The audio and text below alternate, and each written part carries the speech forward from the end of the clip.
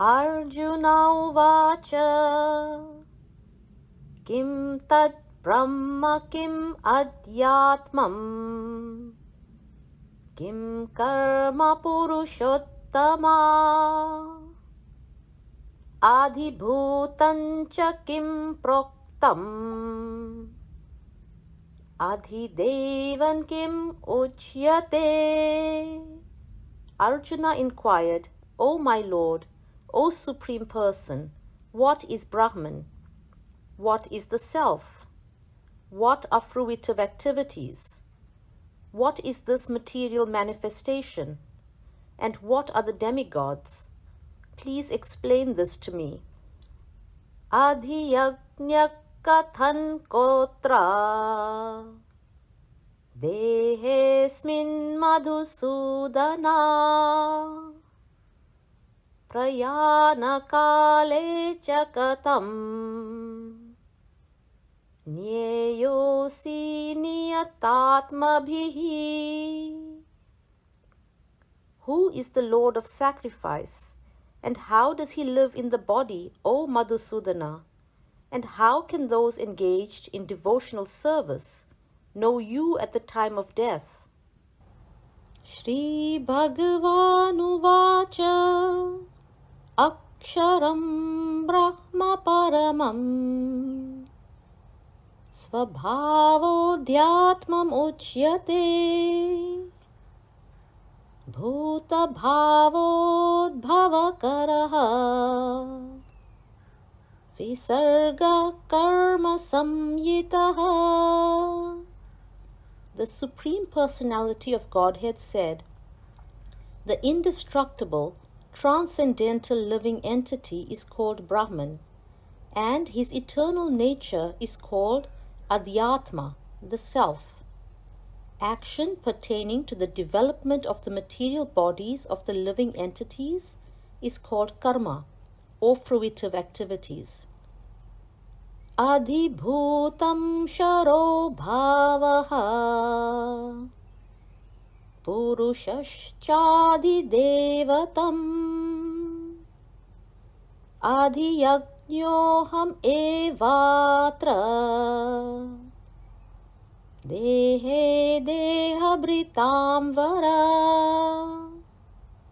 O best of the embodied beings, the physical nature, which is constantly changing, is called Adhibhuta, the material manifestation. The universal form of the Lord, which includes all the demigods, like those of the sun and moon, is called Adhideva. And I, the Supreme Lord, represented as the Super Soul in the heart of every embodied being, am called Adhiyagya, the Lord of Sacrifice.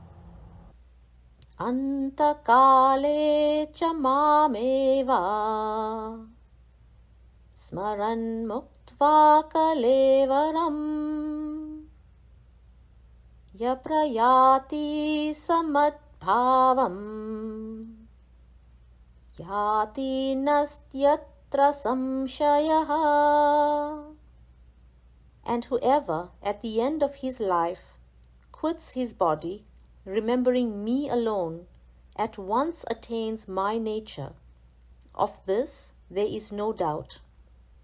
Yam yam vapi smaran bhavam Tyajat yante kalevaram Tam tam iveti kaunteya Sada tad bhava bhavitaha.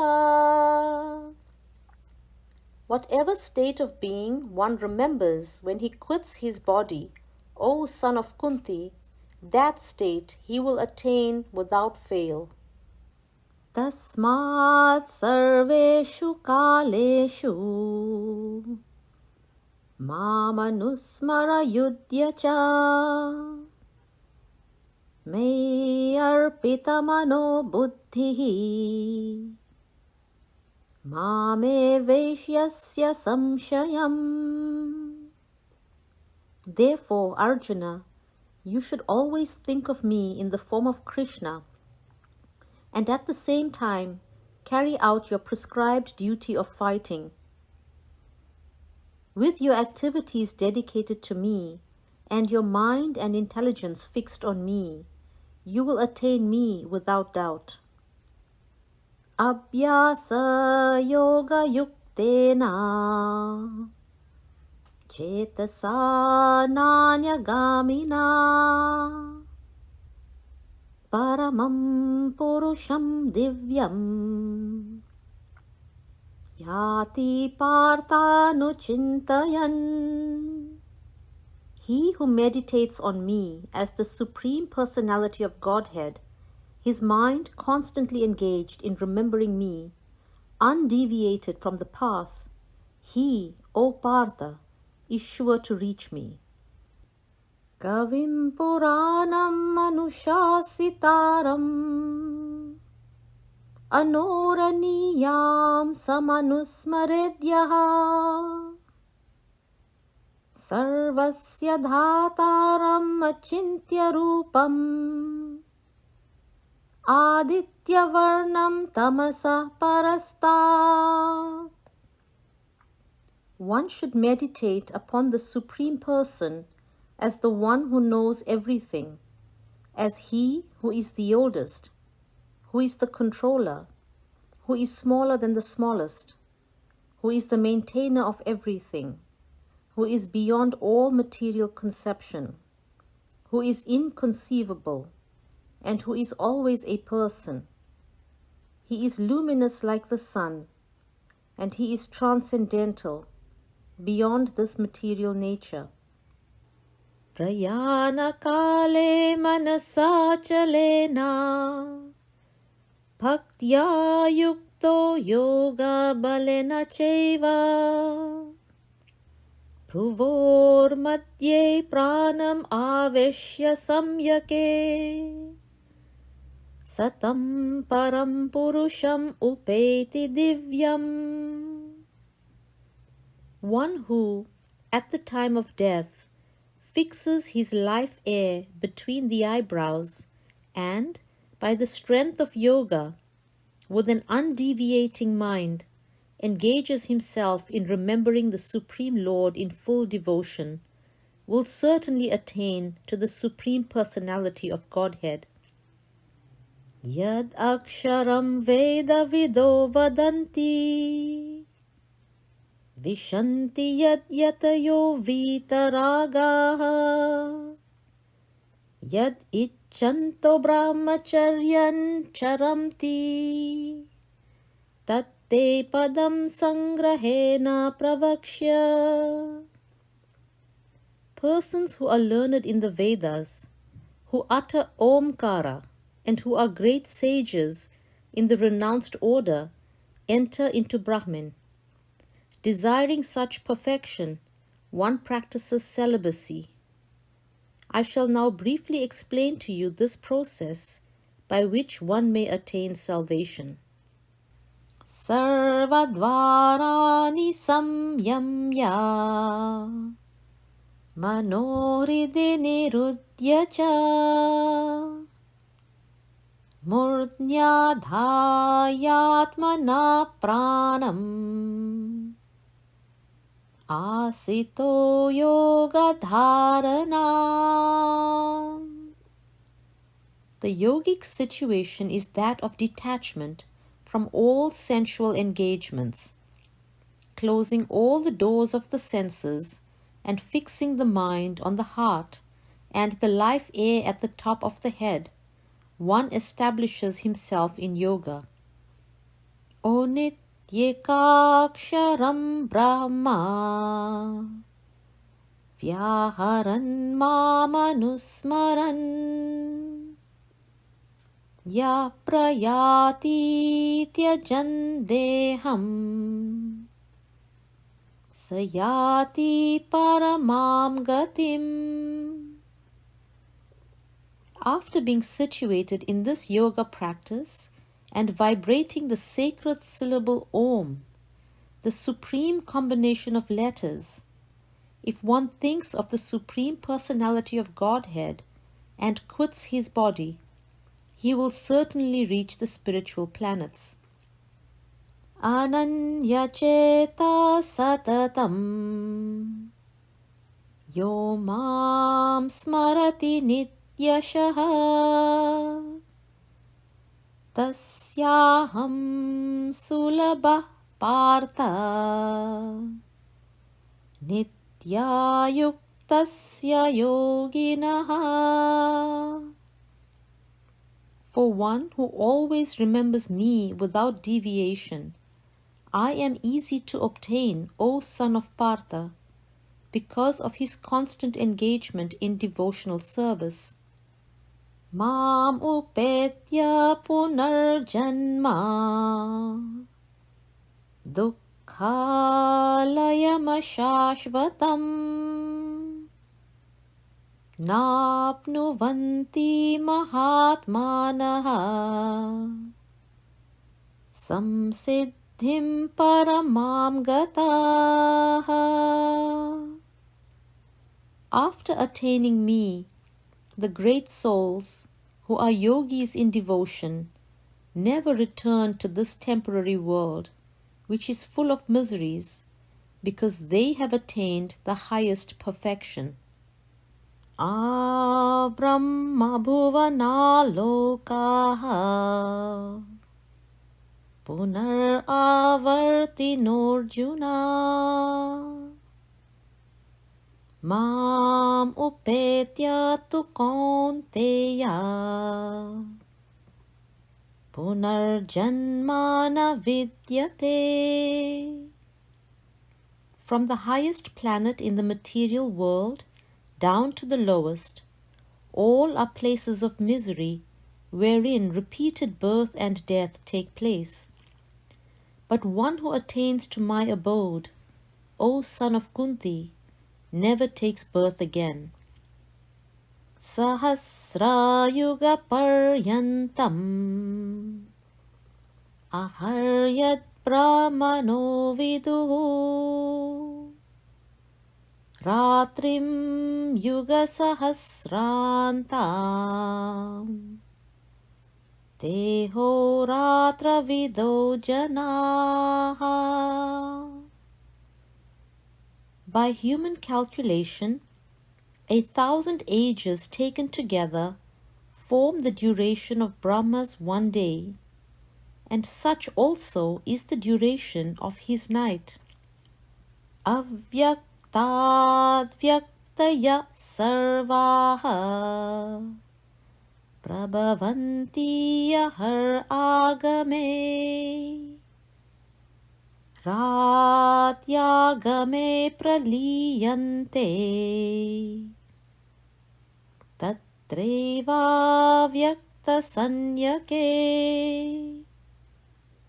At the beginning of Brahman's day, all living entities become manifest from the unmanifest state, and thereafter, when the night falls, they are merged into the unmanifest again. Bhuta gramasa evayam bhutva bhutva praliyate ratyagame vasha partha prabhavatyahar agame. Again and again, when Brahma's day arrives, all living entities come into being, and with the arrival of Brahma's night, they are helplessly annihilated. Parastasmatu bhavonyo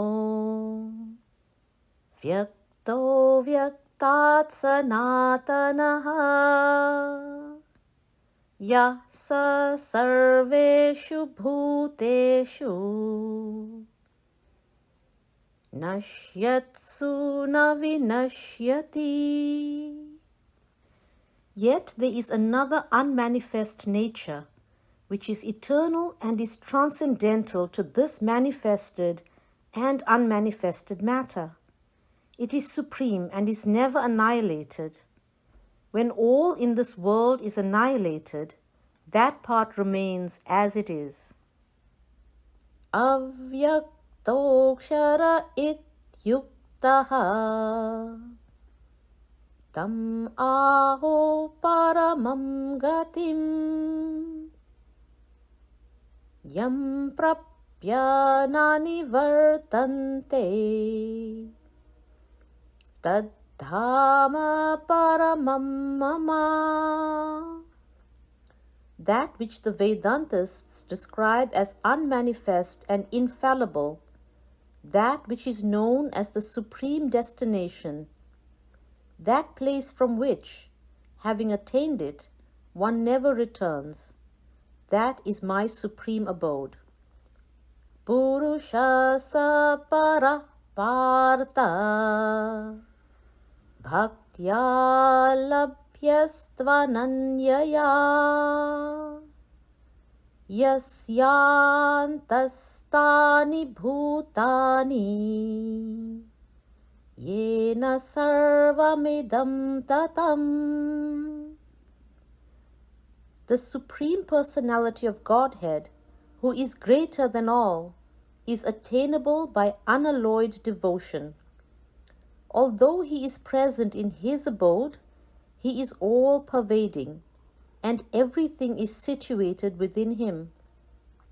Yatra kale tvanavrittim avrittim chaiva yoginaha prayata yanti tam kalam vakshyami bharatarshava. O best of the Bharatas, I shall now explain to you the different times at which, passing away from this world, the yogi does or does not come back. Agnir jyotir aha shuklaha shanmasa uttarayanam tatra prayata gachanti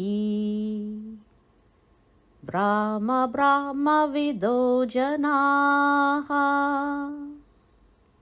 Those who know the Supreme Brahman attain that Supreme by passing away from the world during the influence of the fiery God, in the light, at an auspicious moment of the day, during the fortnight of the waxing moon, or during the 6 months when the sun travels to the north.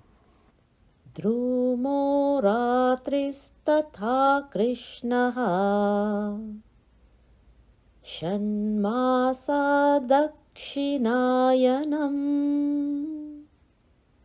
tatra chandramasam jyotihi yogi prapya nivartate.